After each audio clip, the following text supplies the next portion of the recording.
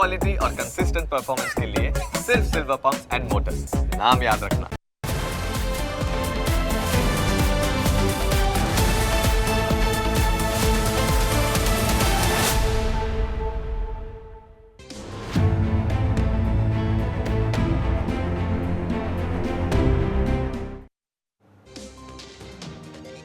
જો તમારી પાસેથી ટોલ ટેક્સ વસૂલવામાં આવતો હોય, સારા રોડ પણ મળવા જોઈએ, પરંતુ ઘણી જગ્યાએ એવી ફરિયાદો ઉઠે છે કે રસ્તા ખૂબ ખરાબ હોવા છતાં તોતિંગ ટોલ ટેક્સ વસૂલવામાં આવે છે અને તેના કારણે વાહન ચાલકોમાં નારાજગી પણ જોવા મળે છે, પરંતુ નેશનલ હાઈવે ઓથોરિટી દ્વારા કોઈપણ પ્રકારની રાહત આપવામાં આવતી નથી। આવું જ કંઈક રાજકોટથી જેતપુરના નેશનલ હાઈવે પર અત્યારે જોવા મળી રહ્યું છે। આ છે જેતપુરથી રાજકોટનો નેશનલ હાઈવે। આ હાઈવે પણ છેલ્લા 2 વર્ષથી 6 લેનની કામગીરી ચાલી રહી છે। સિંગલ પટ્ટી રોડ હોવાના કારણે વાહન ચાલકોને ભારે હાલાકીનો સામનો કરવો પડી રહ્યો છે। દૂર દૂરથી આવતા લોકો સહિત સ્થાનિકો પણ આ વાતથી હવે કંટાળી ગયા છે। રસ્તા પર ઠેર ઠેર કામ ચાલી રહ્યું છે, જેના કારણે વાહન ચાલકો પરેશાન થઈ ગયા છે। કામ ચાલતું હોવાના કારણે અહીં રસ્તો હતો ન હતો થઈ ગયું છે। આ દ્રશ્યોમાં તમે જોઈ શકો છો કે રસ્તાની 80% પહોળાઈ પર કામ ચાલી રહ્યું છે, જ્યારે બંને બાજુ 10% પહોળાઈ પર રસ્તો છે। એટલે કે જો આગળ કોઈ મોટો ટ્રક આવી જાય તો પાછળ રહેલો કાર ચાલક તેને ઓવરટેક પણ ન કરી શકે તેવી સ્થિતિ અહીં જોવા મળી રહી છે। લોકોના ભારે વિરોધ બાદ પીઠડિયા ટોલ પ્લાઝા પર રેગ્યુલર ટોલ ટેક્સમાં 25% જેટલો ઘટાડો કરવામાં આવ્યો હતો, પરંતુ સ્થાનિક વાહનોના ટોલ ટેક્સ સીધો જ બમણો કરી દેવામાં આવતા લોકોમાં આક્રોશ ભભૂકી ઉઠ્યો છે।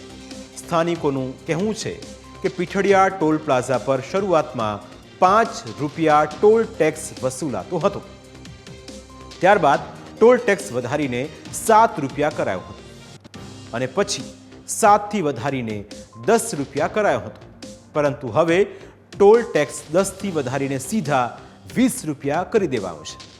એટલે કે જો કોઈ સ્થાનિક વાહન ચાલક દિવસમાં 4 વખત ટોલ પ્લાઝા પરથી નીકળે તો તેણે આવા જવાના કુલ 160 રૂપિયા આપવા પડે। અને તેને લઈને જ જેતપુર ડાઇંગ એન્ડ પ્રિન્ટિંગ એસોસિએશનના પ્રમુખની આગેવાનીમાં સ્થાનિકોએ નેશનલ હાઈવે ઓથોરિટીને આવેદનપત્ર આપીને ટોલ ટેક્સમાં કરાયેલો વધારો પાછો ખેંચવાની માગણી કરી છે। રાજકોટ જવામાં 3 કલાક થાય છે, માણસ થાકી જાય છે, પેટ્રોલ ડીઝલનો ધુવાડો થાય છે।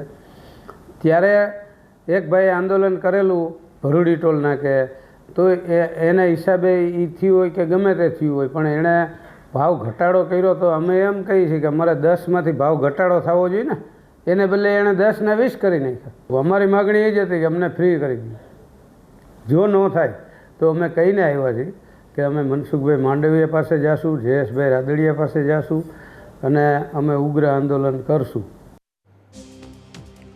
તો સ્થાનિકોનું કહેવું છે કે પીઠડિયા ટોલ નાકું બનાવવામાં આવ્યું તે સમયે જ તેનો વિરોધ કરવામાં આવ્યો હતો, કારણ કે ભરૂડી ટોલ પ્લાઝા અને પીઠડિયા ટોલ પ્લાઝા વચ્ચે માત્ર 38.2 કિલોમીટરનું જ અંતર છે, પરંતુ નેશનલ હાઈવે ઓથોરિટીના નિયમ પ્રમાણે 2 ટોલ પ્લાઝા વચ્ચે 60 કિલોમીટરનું અંતર હોવું જરૂરી છે। એટલે કે અહીં નિયમોનું સરેઆમ ઉલ્લંઘન કરવામાં આવી રહ્યું છે, પ્રજાને લૂંટવામાં આવી રહી છે।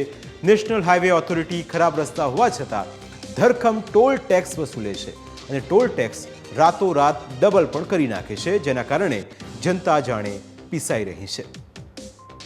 પીઠડિયા ટોલ પ્લાઝા પર જો કોઈ કાર ચાલક પસાર થાય તો તેને સિંગલ જર્નીના 35 રૂપિયા ચૂકવવા પડે છે। જો કોઈ વાહન ચાલક રિટર્ન જર્ની કરવાનો હોય તો તેની પાસેથી 55 રૂપિયા વસૂલવામાં આવે છે। પીઠડિયા ટોલ પ્લાઝા પરથી ટ્રક કે મિની બસ પસાર થાય તો તેને સિંગલ જર્નીના 60 રૂપિયા ચૂકવવા પડે અને જો કોઈ ટ્રક કે મિની બસ રિટર્ન જર્ની કરે તો તેને 90 રૂપિયા ચૂકવવા પડે છે અને તેનાથી મોટા વાહનો માટે 135 થી 240 રૂપિયા સિંગલ જર્નીના વસૂલવામાં આવે છે। વાહન ચાલકે પીઠડિયા ઉપરાંત ભરૂડી ટોલ પ્લાઝા પર પણ ટોલ ટેક્સ ચૂકવવો પડે છે, જે 38.4 કિલોમીટરના અંતરે જ આવે છે।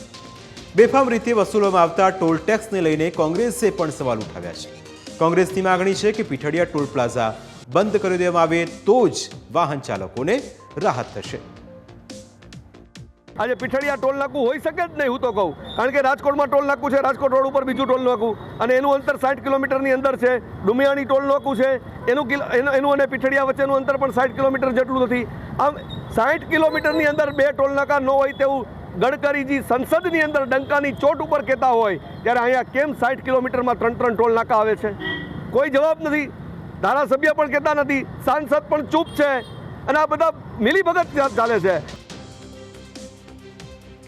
તો કોંગ્રેસનું કહેવું છે કે નેતાઓની મિલીભગતના કારણે જ આજે પ્રજા લૂંટાઈ રહી છે, પણ કદાચ કોંગ્રેસના આ નેતાએ ભૂલી ગયા કે પોતે પણ એક રાજકારણી છે. ઠીક છે, વાહન ચાલકો પાસેથી ટોલ ટેક્સ વસૂલવામાં તો આવે છે, પરંતુ સામે સારા રસ્તા પણ આપવામાં નથી આવતા. એટલે જ્યાં સુધી રસ્તાનું કામ ચાલુ છે ત્યાં સુધી વાહન ચાલકોને ટોલ ટેક્સમાંથી મુક્તિ આપવી જોઈએ, અને સ્થાનિકોને ટોલ ટેક્સ ભરવામાંથી સંપૂર્ણપણે મુક્તિ પણ મળે તો તેમને રાહત થાય.